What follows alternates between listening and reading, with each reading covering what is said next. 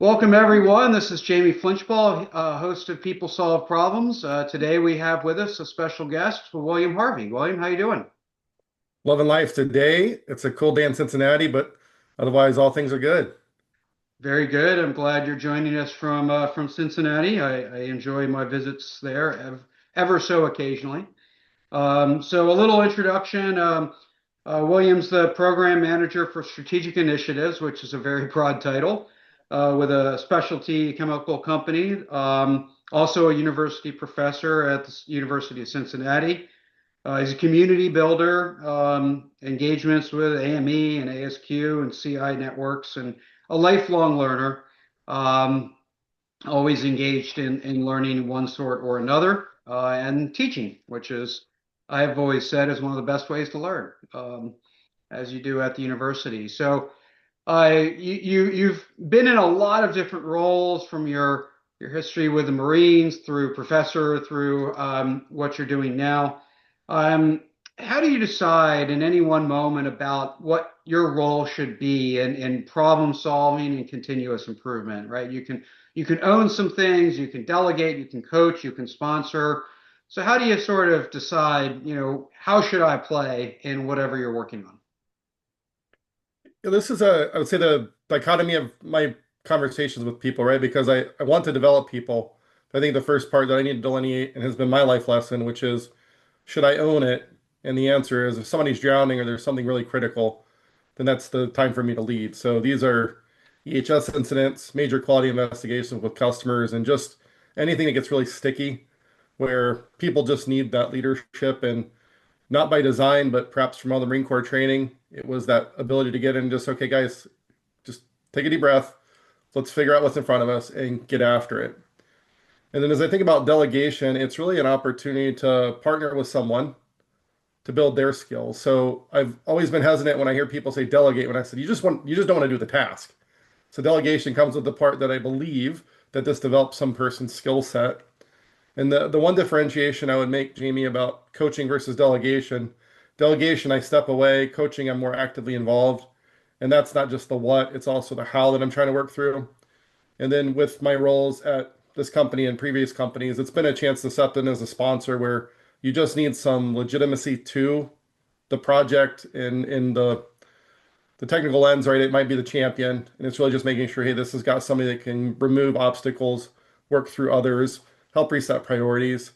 And it goes back to just, I would say, some flex, right? Because there's never a day that says, well, I'm going to just stay here. It's really just understanding real time, where people are at. Are they now starting to slip and drown? And then I need to go throw them a life preserver, or do I just need to dive in and take care of them myself? And I think in that blend, it's that situational approach to the problems we all face. That's great, and it should be that dynamic, right? As you've indicated, all those roles. I'm glad you brought up sponsorship. I wrote a white paper on sponsorship because not a lot of people know how to play that unique role, which is, as you indicated, different than delegation. Um, so as you think about these different roles, and from ownership to coaching and everything in between, how overt are you about what role you're playing? Are you declarative, or are you just telling yourself, "Here's how I want to show up"? No, I think it's actually helpful. I'm gonna go to a movie. I don't watch a lot of them, but the movie 300, where King Leonidas just steps into the missing spots. That's really how I view my world, which is, I'm not concerned with what I need to be and who I need to be. It's really just saying, okay, hey, the team needs me here, so I play that role. And in many ways, I've learned that if I just ask, what do you want to do, Jamie? And then I just do the opposite, or not the opposite, but the second or third thing that's available, that generally puts people in their strengths. And if I'm not great at something, I get to learn. And if I'm already good at something, I can just basically hold that part of the process together for folks. So I don't really start out with any overt, I'm declaring X today, because that's not how I work. Hmm. But it's really just saying, okay, if they've got it and it makes sense, I'm getting out of the way. And only if really the direction's needed will I insert myself. But otherwise, I think most people do some really good work themselves, and it's really just saying, hey, here are the boundaries, constraints that we have to play by, but here's our goal. And I would say, as we were prepping for this, right, really smart people working on really hard problems, that's where I'm at. Hmm. So it's not a lot of times I'm dealing with the really simple things today, after some years of my career. Yeah. I like the example from the movie 300. One of the dynamics that can happen when you're doing that, when you're sort of stepping in wherever is needed, is people can develop a sort of a dependence and almost an expectation. So they're like, "Oh, don't worry, William's got it. He'll he'll fill the gaps." And then they don't go do some of the things they need to go do. So where do you draw the lines in that dynamic of not becoming a crutch for people to lean on? So I would say in critical situations, filling the gap is what I do naturally. So I'll go there because at some point something just needs to happen. The larger part of my work, though, like many, is that there's planned activities. So I don't think about the annual review process in this conversation. That's usually where people, know about it and think about it and say, what am I trying to develop? So when I think about a competency that I would like to see this person develop, I look at my workflow across the organization and say, how could this person develop those skills in a safe space? So Mhm. it's really trying to make sure that I can break down problems simple enough that anybody can learn and slow it down where they can also take their time to iterate through the process. Because my concern is if I have them on critical stuff or we just need to do it right now, you get to the point where the person can't really take the risk they would otherwise take or take the time to sit back and reflect because the situation dictates action. Yeah. No, I like that thought. Clearly, sort of a servant leader. How does it affect the other person mindset from the impact? So all of these roles require a great deal of collaboration. You're working with people, engaged with people. How do you approach collaboration? How do you think about collaboration, whether it's behaviors or process or skill set? How do you approach the subtle art of collaboration? So a side story, I was with a group, we were talking about problem solving, and it wasn't in a technical setting. What was really fascinating as I heard the group speak about this, they missed what I would say was a critical point that one of my peer mentors had shared with me, which is, do you agree it's a problem? So for me, you can get into all the problem solving methods that are out there, but they assume everybody agrees it's a problem, and they assume that you have the time to work on it and that it's meaningful. So for me, there's a lot of assumptions built in, but really what I got to do is just say, okay, Jamie, I see this as a problem. Do you? And if I get that agreement, that's the key part. The second part is where does this fit for priorities? So if I haven't done those two things, the rest of the stuff from methods and how do we go solve this problem doesn't matter. And then the one that I would say is near and dear to me is diversity of thought. So many times it's broken down in ways where you'll say it's something visible, but as I think about it, where did you get educated? How did your family bring you up?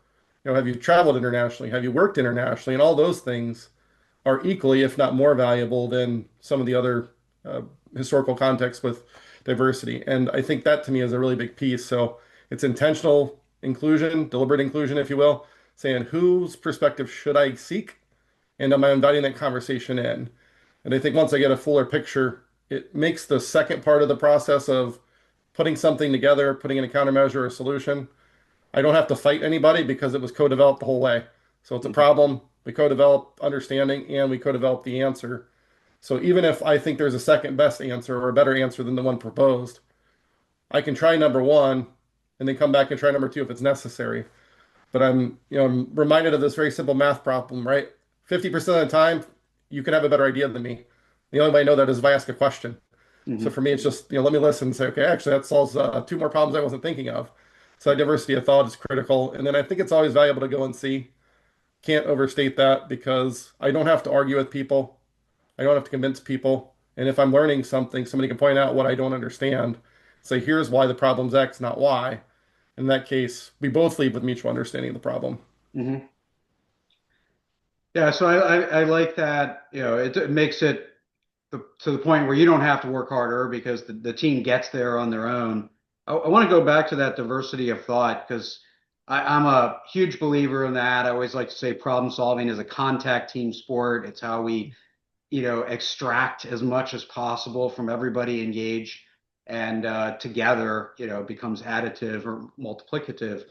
In your approach in getting after diversity of thought, do you start to solve for that by the composition of a team, trying to include different perspectives or get people on the team that might bring something to the different to the table? or is it more process? Once you have the team, it's about tapping into all their history and perspective. Yeah. Hate to be the guy that answers both, but I think it starts with the diversity of thought of the team makeup. And then after that, it's what's the process to invite people into the conversation. One thing that I think is really important in this world too is if you've got somebody higher paid, more senior in the organization, there's often a deference to that person. So part of it is just learning the methods that work for me. So it's like we're going to vote before we discuss. We're going to make sure the highest paid person goes last in sharing their opinions because we don't want to take that away. And one of the things I'm really mindful of is I can sway a group pretty easily. So it's one of the things I've had to learn, just say go last because people are unlikely to share. And even if I have to put the straw man argument out, I end somewhere with the question of, what am I missing? What's, Mhm. what's wrong with this plan? What haven't we considered? And really just try to pick it apart, assuming that there's something wrong with it before I just launch into it. Because of course, in my head, I've considered all the things. That's why I'm presenting it. But the reality is, none of my plans ever come to fruition the way I designed them. So I know there's something missing. And if I get a lot of silence and I say, okay, I got to do something different with this group because there's no way this first plan is the best plan, Yeah, generally speaking. yeah. When you have a team that's stuck or kind of just headed down with momentum down a path, do you have like a favorite go-to question or go-to statement or declaration that pulls people up, pulls people out, and readjusts them? If I understand the question, are they barreling down the path in a good way, or are they barreling down the path and just the kind And of blinders on? yeah, The blinders. the blinders, yeah. So for me, the really simple one is, what are you trying to solve by doing this action? What do you expect to happen by taking this action? What's the problem you're working on? And I would say it's some of those combinations, but they really get at the heart of the matter because I really want to understand what the person thinks is going to happen and how does that link. So I'm really just looking for a logic link between A and B. And if I don't find it, it's like, okay, help me understand because what you said was this, what you're doing doesn't seem to line up with what you're after. So help me reconcile the gap. Yeah. So yeah, you're getting people from out of their momentum and even emotional momentum back to the logic, right? That let's re-explore the logic link. Let's understand cause and effect and what you expect to have happen. And Jamie, too, there's a point I would add to that is there's a very simple systems thinking model called zoom in, zoom out. And what I find is a lot of people are really good at zooming in. People don't take the time to zoom out. And for me, one of the lessons came from a book between Gino Kim and Steven Spear, where they essentially talked about the handoff between two functions. And in that, it was just a epiphany for me of like, well, I'm working on the wrong problems. I'm trying to solve a technical problem, but if I zoom out myself, I go, this is actually what my job is to work on this problem. Make sure we obviously need to solve the technical problem, but be aware of those other problems that could creep up that will hurt us solving the technical issue. Yeah. No, I think that's very valuable. Steve was a guest on the podcast when the book came out, and yeah, I'm a big fan of Zoom Out. I think we can get so compelled by the problem in front of us, we forget to check over our shoulder, right? We forget to pull our head up and look around and see what else might matter on the pathway to success, and especially as we have more people engaged in the problem, that allows us to get some of that other stuff done. Um, let's talk about learning a little bit. Problem solving is sometimes I'll call it troubleshooting, but it's just a solution matching Mhm. uh, exercise, if you will. But true problem solving is often a learning mindset.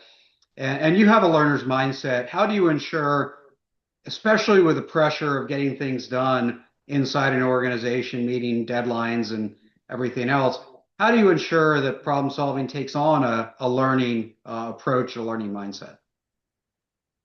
This, I think, is probably the most important part of all of the work. And I say that because if you don't build in reflection at some intervals, you can get yourself in a lot of trouble. And for me, I would say, three distinct places that learning can show up. One is our morning huddles. So years ago, I learned to ask the question, what went well, coupled with what needs improvement. And that what needs improvement gave everybody a voice to say, hey, something just didn't go as well as we think it should have. To me, that's a critical part because that's an opportunity to go learn and say, well, I thought maybe we achieved the result, but somewhere in the how didn't work. So let's go Hmm. figure out why the how didn't work for that person and ultimately make it easier, faster, better, cheaper for somebody. When I think about the second place that shows up quite commonly is just one-on-one. So we talked a little bit earlier about development and delegation, but really what I'm trying to understand in those conversations is, Jamie, what do you expect to happen? And then that follow-on one-on-one, what actually happened and what did you learn? And those three simple questions come out of Toyota Kata by Mike Rother. But what I found very helpful is that metacognition pattern is really what I'm doing in the daily huddle. And then lastly, when you think about the bigger organizational stuff, some people call them postmortems, some people call them after action reviews, but really assembling a team to say, let's sit down, talk about this in greater detail and spend the appropriate time. And then what has been helpful for me is to turn those into pre-mortems. So when you get ready to launch on a similar new project, it's like, hey, let's revisit that post-mortem from last year. Let's Hmm. talk about this project and figure out what could fail so we plan against that now. And to me, that reflection is where people learn. But ultimately, it comes down to something very deep in each of us. Our mental models aren't accurate ever. So then you got to just say, how do you keep refining them so they get a little more accurate over time? And the only way I know to do that is ask questions about, expectation and reality and what did you learn in between that. And if I can do that well in those three spots, then I think we're going to have a much better, I'd say at an individual and team level, the learning that's required. The organizational thing just takes a little bit more time in my mind. So even if you have tactics, it's really embraced by leadership asking those same questions across the board. Yeah. So reflection, so those are the places and sort of the approach to inserting reflection into the process. And I like the multi-tiered approach, right? From high cadence to lower cadence. But of course, it's how people show up in those moments. And I always like to share a long time ago when I was at Chrysler after a product launch, we had the what went right, what went wrong, which is WWR, WWW for acronym sake. Yes. And it was a huge thick document that was mostly just finger pointing. And you got the document, you looked for your name to figure out who threw you under the bus, and then it went in a circular file. Um, so how do you ensure that these reflection moments, especially, I think daily huddles where the pressure is on for performance and how we've got a shift to run, we've got things to go do. How do you ensure even in those moments that reflection is introspective and curious and engaged? I'll say I stumbled into an answer, at least that has worked well for me. And in that training, I was taught what went well, what needs improvement. What I found a more valuable question before either of those was, who's done something worth recognizing since we last met? And what I found very quickly in that process, after about 30 days, the finger pointing went away. That wasn't the hypothesis, that's just what happened. But I really didn't like that we were so task focused and the what went well, what needs improvement. I was like, guys, we're doing all kinds of good work together. Who's done something worth recognizing? And what I found with everyone in the room was when you would ask that, and I'd say, Jamie did awesome at X, Y, and Z. And then I say, Jamie and I have to work together on a problem today, ABC. The the barrier was down, the wall was down. And at this point, I go, Jamie's willing to collaborate and say, yeah, let's schedule some time. And that was a huge change from what I would say my normal expectation was. We're just going to talk about the widgets made yesterday. Things broke, things didn't run the way we expected them to. But that question changed everything. So there's a lot of stuff that I would say I build into my cycles, particularly when they're team based. How do we do that? So even in an after action review, we start with that question of who's done something worth recognizing in this team. And it's simple, but for me, it really, it recognizes the person, but avoids all the finger pointing later because it's no longer I'm coming at you. I'm like, Jamie, that process didn't work, not Jamie didn't work.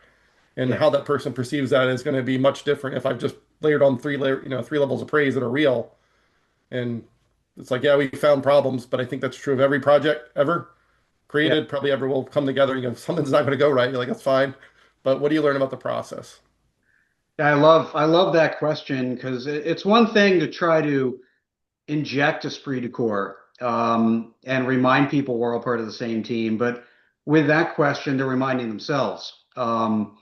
And so I love the spirit in which that is asked and the place it's asked, right? The thing that it sets up is really effective. And so even if it wasn't a deliberate experiment, recognizing that it's working is a great thing. So. Um, So I'm going to ask one last question as we kind of wrap up here. And you're not expecting this one, but you're a lifelong learner, and you're learning through the real work, right? Not just reading books, but experimentation. What are you next curious about? What's next on your learning horizon? What are you trying to discover through experimentation and engagement with your work? Love the question. AI has been a big part of a lot of discussions recently. And just last night, I had the fortunate opportunity to give a shout out to Barry McCarthy, who was the AME conference chair for 2025 in St. Louis. He was walking through his workflow, showing me how he's creating content. And the thing, it wasn't so much that it was AI based, and that's not really the drive. The drive is to make sure the information's communicated more effectively to the learner.